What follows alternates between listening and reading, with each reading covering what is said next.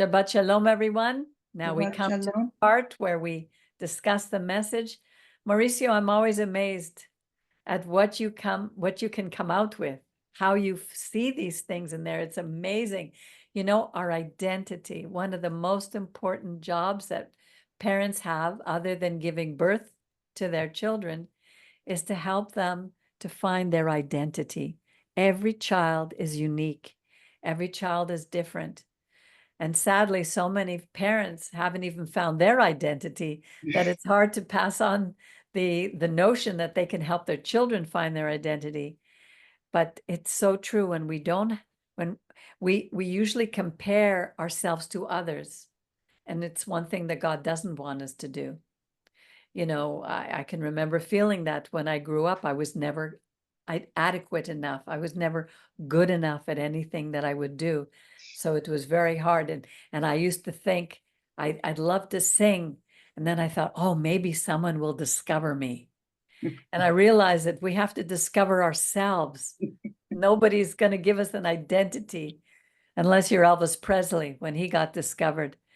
But your message was really excellent. And we are living in a time when the role of fatherhood has been completely destroyed, and the fathers do not see their importance in the home of being the protector, the provider, the one who brings the spiritual life into the home. It's really a huge responsibility, one that Adam didn't take hold of, and it created a lot of problems in our world right up till today. So thank you, Mauricio. Yeah, sorry, just adding something before is, that the point here is that for women, is more natural to care, to rise, right, to give identity to the children. That's probably why when there is a separation, a divorce, usually the kids stay with mom, not Right. with dad. Right. Okay, it's something that God puts inside the woman to protect the kids. Right. I'm not saying that it's not natural for men, but for us it's harder, right? Because we are not and this is something that I love in the Torah, because God is putting roles that are not natural for us.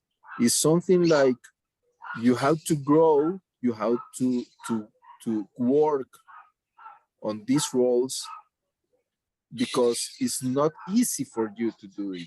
Right. And because of that, then you need to focus more. You need to put more attention, to put more care, to put more brain on these roles, and probably then you will execute better at the end. And this is a very simple thing, okay? I can see that when there is, for example, when you are in an organization, when there is a people who are very talented, okay, for example, and they are very good, extremely good, then they have a lot of confidence on themselves. They say, I'm good enough, okay? There is a pride, there is something. So they start to do the things very natural. Then suddenly they don't know in which moment they made a mistake, and then probably they could die because they didn't have enough care, okay, doing their job. But when you are, for example, in your first lesson of driving, for example, you are not good enough, okay, then you shall not take the fun, for example, in your first class, Right. but you will go to the street You are not taking the phone to look at the phone at the same time, making changes, or there is not enough confidence. You are not feeling you are good enough. Then you care more.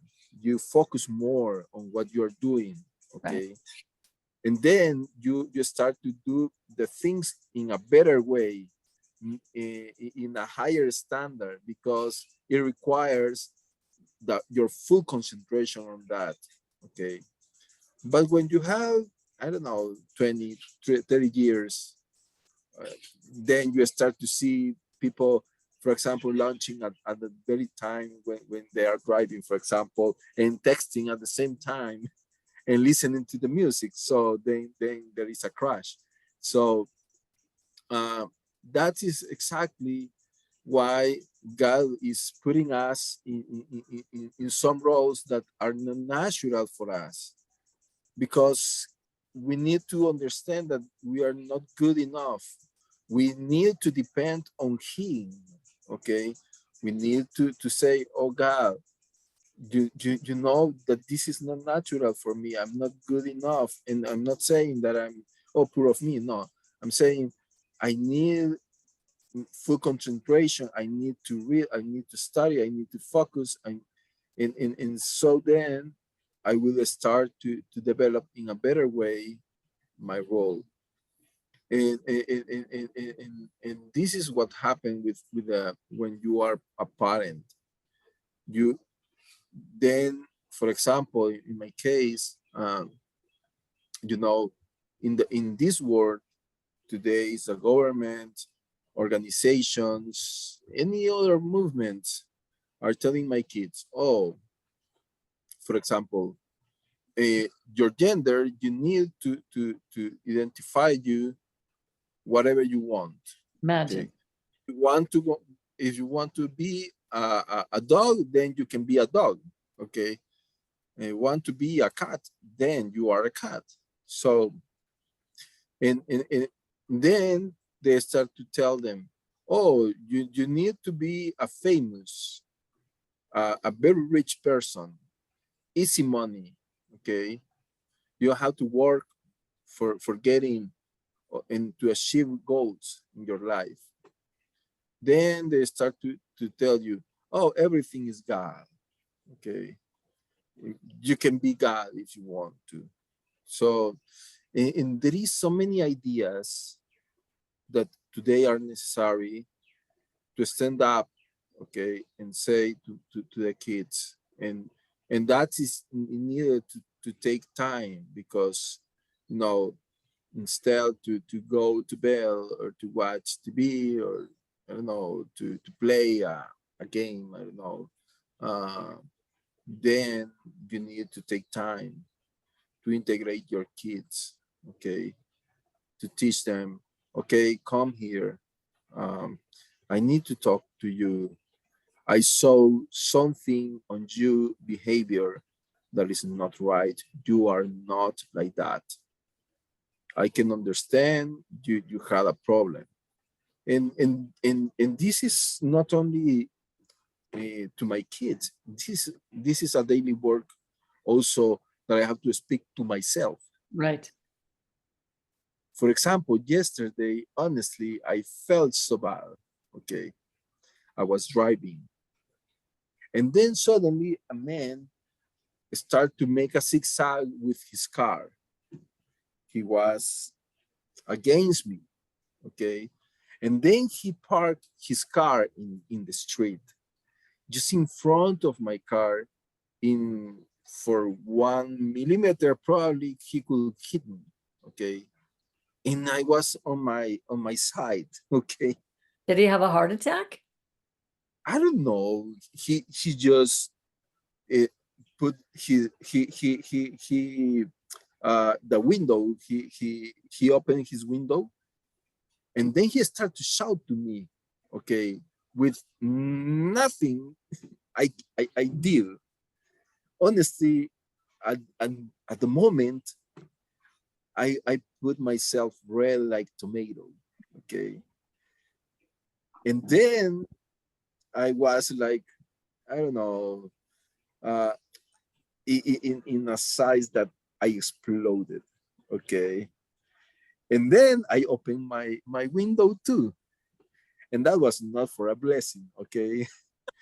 I just opened and I shout to him, "What's going on to you?" But my shout was so loud that people was walking just on the street, you know. And then I just saw like 5 or 8 faces look at me. Of course. Yeah, not to him. He made a mistake. Okay, I didn't. And then it was close to start the Shabbat. And you know, I just started to make, and he left. I don't know if I roared like a lion, but he just run away. Okay, but I felt so bad. Okay, inside of me, I said, I am not like that. Okay, I am a very patient person, but how could I explode like that? If that people on the street, maybe they thought I am a crazy man, I am violent man, a violent, with violence, a person, so my behavior was not like God standard. Okay, obviously I came to my house. I pray to God and say, "Oh God, you know me." I was alone in my car, but I need to talk to you and tell you I made a mistake. Okay, because I didn't know even if that man was, drunk. Probably he was under a drugs uh, effects, or something like that, or he could have a weapon inside the car. So, and I said, "Oh Lord, forgive me. That makes me understand that I need to depend on you. Okay, that I'm not enough good." Okay, so then I realized, and then I felt peace. Okay, because it's like I was burying something in my back that was not good. I felt so bad. So, uh, and that's exactly what God put us into us, something that is not natural to us. Probably I could feel better if, and that is also to show everything that is inside of you. That's why God put us in a way that, oh, for example, if I'm not good to play basketball, okay, and then I start to play basketball, and then I realize and I start to feel that I'm ignorant to play basketball, that probably I'm not good enough, and I start to feel frustration because I'm not good enough, things like that. And then start to come up what is in your heart, okay? All these emotions, negative emotions. And so that's probably why God is telling to the man, okay, man, for you it's not natural, but you need to make the effort because this is about the Torah. Uh, to get a reward, you need to effort. Okay, there is no way easy. Okay, and and yes, and it's interesting that God decided in this portion to not to put an explicit commandment, a explicit mitzvah, because there is no mitzvah in this portion, like saying, oh, for example, do not steal. That is a mitzvah. Here is not a mitzvah, and then also there is the woman is disappeared okay? Because here doesn't mention any woman. I mean, in the census doesn't say, oh, and count all the women, for example. No, okay? But why? Because God need to highlight the importance of the men. Men's, honestly, and I can tell you honestly, we rather to be hidden, to not be seen by anyone, because we don't want to take the responsibility, okay, that God told to me, Mauricio, you are responsible for your family. So what we do? Oh, we go to the sofa and hide in the middle on the screen, and you know, I do not exist. That's why when there is I don't know, any meeting, familiar meetings or whatever, there is no man, only the woman with the child, because the man doesn't want to be seen by anyone. I rather to be hide, because that is better. Okay, I will not be questioned by anyone. I shall not be seen. I shall not be judged by anyone. So it's better to give this responsibility to my wife. Okay. So, but that is so important. The role of the man is so important, and probably we don't look at that, how important it is. Okay, we can destroy as men the whole. And then also just remembering, because today, yes, the four hostages were released, okay, by IDF, but also the chief of the operation was killed. Okay, Oh, so that is sad, but that's why I said, okay, when you are in an army, then you are practicing love your neighbor as yourself. Because to release these four men, one person was killed. Okay, so these men really loved his name. They all these four hostages, and it's incredible how it make me almost give me some drops in my eyes when I look to the happiness of Israel people. I don't know if you see how in Tel Aviv, for example, on the beaches they announced the releasing, and everybody was happy and start to clap their hands and shout and show joy.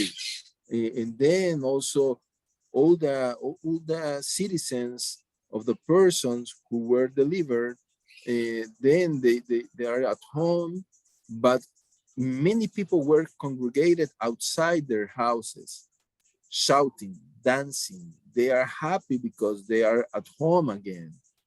No matter how many people, uh, how difficult was that operation. And that is something that people do not understand about Israel. And it's sad that organizations like United Nations called to the ambassador of Israel and said, oh, you are comparable to Hamas or all these organizations, terrorist organizations. I can see how people is happy because of life. That is Israel. And then how people is happy with murdering, violence. That is Hamas. Okay, so that is very important. Identity, national identity, that starts at home. When you raise up your kids, love your neighbor. Hey, that is not right.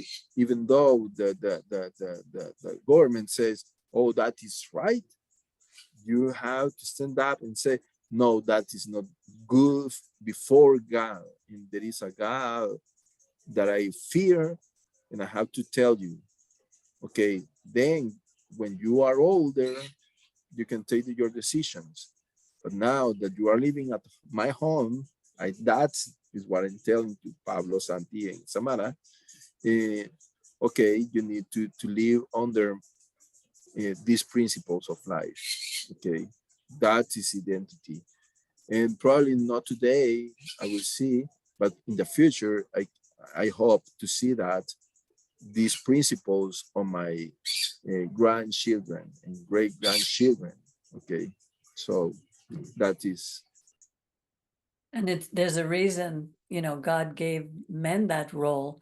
I know as a woman, it's much more difficult to make certain decisions because our brains are wired differently.